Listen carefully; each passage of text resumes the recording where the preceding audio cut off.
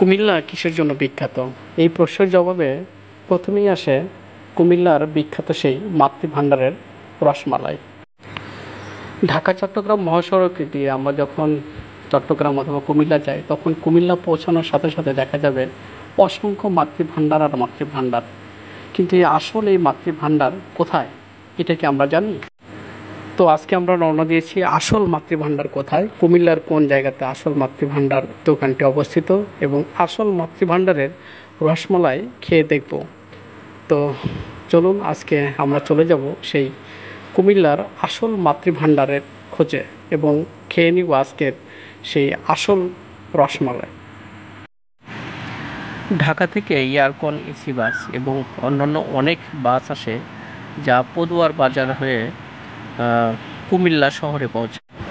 আমরা আমাদের গাড়ি নিয়ে অর্থাৎ পদুয়ার বাজার হয়ে কুমিল্লা শহরের দিকে এগিয়ে যাচ্ছি এবং যেতে যেতে বলে রাখি, কুমিল্লায় দর্শনীয় কিছু স্থান রয়েছে, যেমন কুমিল্লার কোটবাড়ি, কুমিল্লার জমিদার বাড়ি, এইসব দর্শনীয় স্থানগুলি এবং আরও অনেক কিছু আছে, যে কুমিল্লার ময়নামতি ক্যান্টনমেন্ট, বৌদ্ধবিহার, শালবন, সব কিছুই আসলে কুমিল্লাকে করেছে ভ্রমণ পিপাসুদের জন্য আকর্ষণীয় একটি জেলা।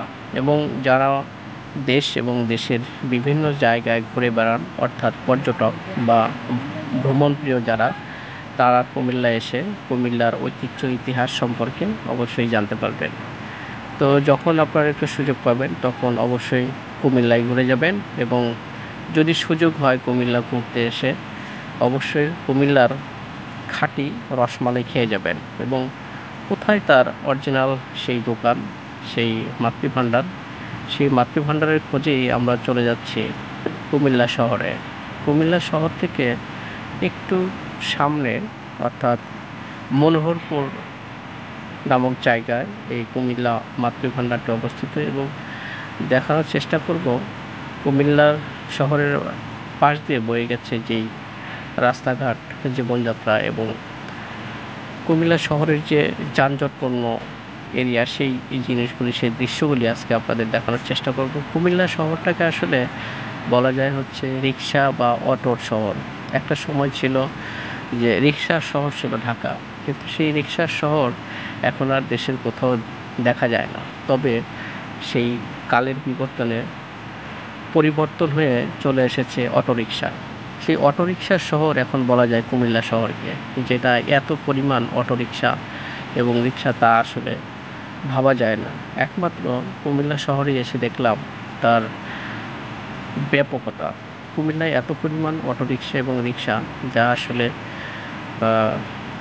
আমাদের জীবনযাত্রাটাকে অন্যরকম অনুভূতির জায়গায় নিয়ে যাবে। তো যাই হোক, কথার ফাঁকে ফাঁকে বলে নিচ্ছি সামান্য কিছু বিষয়, যে আপনারা যারা কুমিল্লা আসবেন, আসার সাথে অবশ্যই ভ্রমণ গাইড দেখে আসবেন এবং কোথায় কী আছে তা বিস্তারিত জেনে তারপর আসবেন। তা না হলে আপনার সময়টা কিন্তু নষ্ট হবে। কারণ আপনি যখন ঢাকা থেকে ভ্রমণ করার জন্য কুমিল্লাতে আসবেন, তখন কুমিল্লার যেসব দর্শনীয় প্লেসগুলি আছে সেই প্লেসগুলি সম্পর্কে বিস্তারিত জেনে এবং অল্প সময়ে যত তাড়াতাড়ি সম্ভব কুমিল্লা শহরটাকে ঘুরে এবং কুমিল্লা জেলাটাকে ঘুরে আপনি আবার ঢাকায় পুনরায় চলে যেতে পারবেন।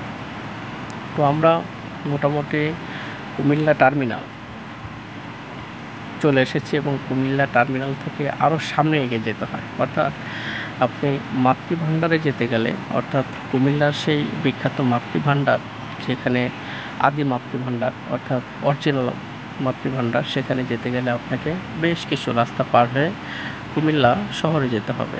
অবশ্য আপনি চাইলে অন্য রাস্তাটাও ব্যবহার করতে পারতেন, আমরা অবশ্য পদুয়ার বাজারটা ব্যবহার করেছি। তো যাই হোক, গাড়ির ভিতরে কিছু আলাপচারিতা শেষে আমরা এগিয়ে যাচ্ছি সেই মাতৃভাণ্ডারের খোঁজে এবং দেখব আজকে সেই মাতৃভাণ্ডারের কারসাজি এবং কোথায় সেই মাতৃভাণ্ডার এবং কী পরিমাণ এই মাতৃভাণ্ডারের চাহিদা, তা আমরা আজকে আপনাদের দেখানোর চেষ্টা করব। মনোহরপুর মোড়ে এসেই দেখতে পেলাম সেই কুমিল্লার সেই চিত্র, যে অটোরিকশার শহর হচ্ছে কুমিল্লা শহর।